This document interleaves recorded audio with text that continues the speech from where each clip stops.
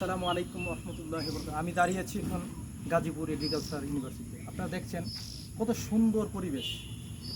তাই আমি বরাবর মতো বলে আসছি, আপনি যদি সুস্থ থাকতে হয় প্রতিদিন ন্যূনতম ৪৫ থেকে ১ ঘন্টাকে রান করতে হবে, অর্থাৎ হাঁটাহাঁটি করতে হবে।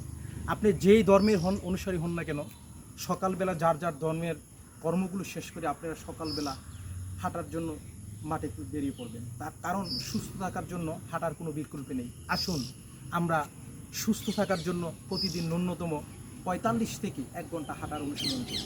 দেখেন, এই হাঁটলে আপনার শরীরে নানান রকমের অসুখ থেকে আপনি মুক্তি পাবেন। আপনি গ্যাস্ট্রিক হবে না, আপনার আপনার ডায়াবেটিস হবে না, আপনি সব কিছু আপনি নিয়ন্ত্রণে থাকবেন। অর্থাৎ আপনার ১ টাকা ওষুধ খেতে হবে না। আমি বলতে পারি, আপনি যদি এই হাঁটাহাঁটি দৌড়াদৌড়ি করে যদি কোনো ধরনের ওষুধ বা মেডিসিন নিতে হয়, তাহলে ওই মেডিসিনের টাকাটাও আমি দিব। আমি বলতে পারি, আপনি নিয়মিত হাঁটুন, সুস্থতার জন্য হাঁটুন। আপনি নিয়মিত হাঁটলে অবশ্যই আপনি কি থাকবেন, আপনি ফিট থাকবেন।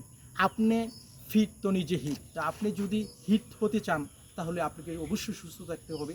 তাই একটাই বরাবরের মতো বলে আসছি যে হাঁটার কোনো বিকল্প নেই। আপনি ফিট, আপনি হিট, আপনি ফিট, নিজে তো হিট।